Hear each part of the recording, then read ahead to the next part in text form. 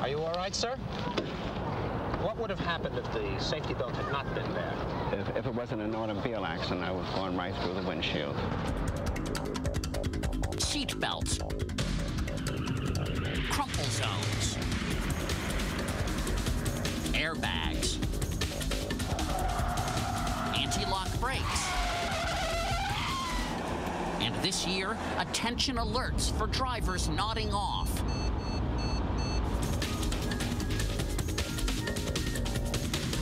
All of these safety innovations have taken the danger out of driving, right? Then why did more than 37,000 people die on American roads last year? And worldwide, traffic is the 9th leading cause of death. For 15 to 29-year-olds, it's the #1 killer. So who's to blame? The fault, dear drivers, lies not in our traffic lights, stop signs, or OnStar, but in ourselves.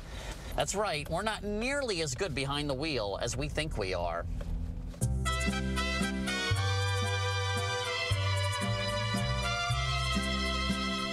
It's been called the Lake Wobegon effect, where all the children are above average. If you've got a room of 1,000 people, ask who here is an above average driver, most people would raise their hands. And that's, you know, I'm no statistician, but that's probably mathematically impossible. Considering how long some of us spend stuck in traffic, you'd think we'd be experts. But Tom Vanderbilt, author of a book on traffic, says we don't know the first thing about it.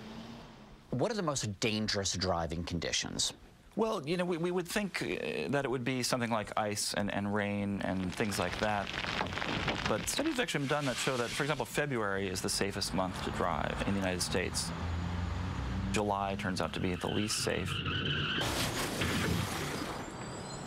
A majority of crashes, I should point out, happen on clear days, on dry roads, sunny conditions, sober drivers. Again, these are conditions we think are safe. That's because we pay the most attention when conditions seem the most dangerous. And when conditions seem safest, that's when we chat, fiddle with the car stereo, and primp. Humans tend to overemphasize novel and exotic risks. My father-in-law last Christmas got me this thing called the Life Hammer. If you were to plunge off a bridge into a body of water and you were trapped in your car, you could reach for this device and shatter the inside of your windshield. You look at the advertising for this thing, it says, providing peace of mind for the driver. As if there was nothing else to worry about except plunging off a bridge into a body of water and being able to bust out from the inside. Meanwhile, a high percentage of crashes are caused of people simply falling asleep. So my father-in-law probably should have gotten me a box of NoDoz. No, most accidents don't involve plunging into the water.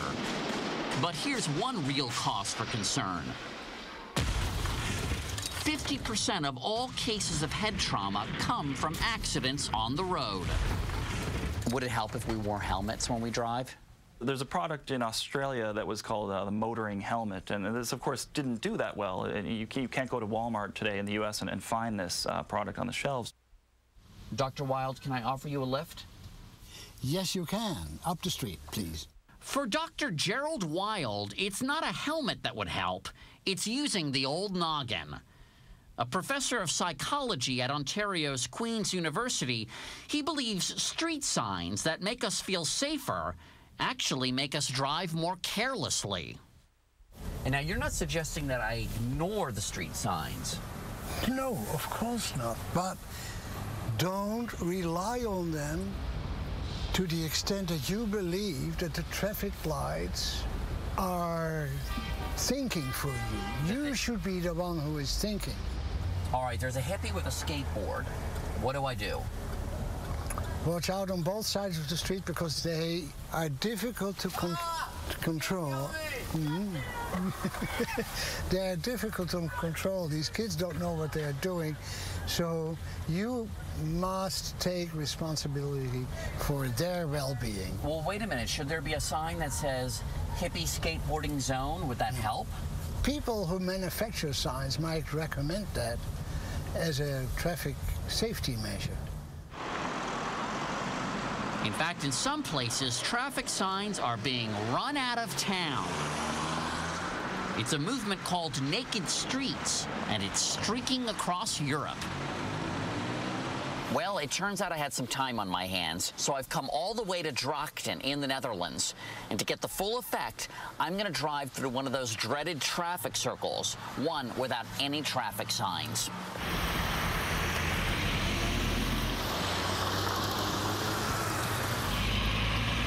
In this way, you think, well, what's happening here? What am I supposed to do? And you drive slower and you start thinking and reacting on people instead of signs and regulations. Mishka Kettelaar is Drachten's town alderman in charge of traffic. There are about 22,000 vehicles per day passing this junction.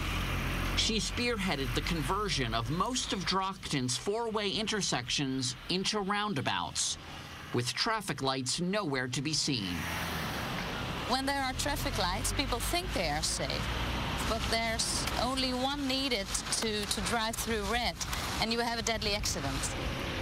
When this circle was a four-way intersection, between 2 and 4 people died here every year. Since the roundabout's construction in 2003, 0 people have died.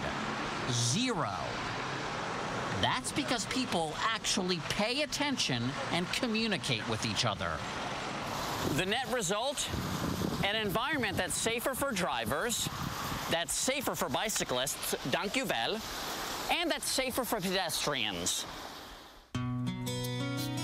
And if one day in the future we decide we just have to talk on the phone, surf the web, and eat breakfast behind the wheel, well then Tom Vanderbilt has an idea.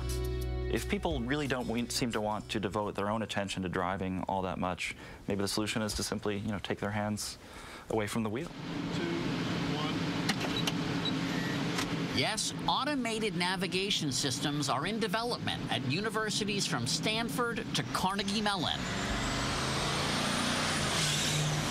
Cars that drive themselves. Is that a safer future? If we take the lesson of the aviation industry, I would see why not. Then people are free to do all the texting they want. A tantalizing future prospect. But until then, there's no substitute for paying attention. It's not only safer, it's really quite lovely. Well, I think so too. Nice to hear that. Well, thank you very much. I appreciate that. Of course. Thank you. It's a pleasure to watch traffic with you.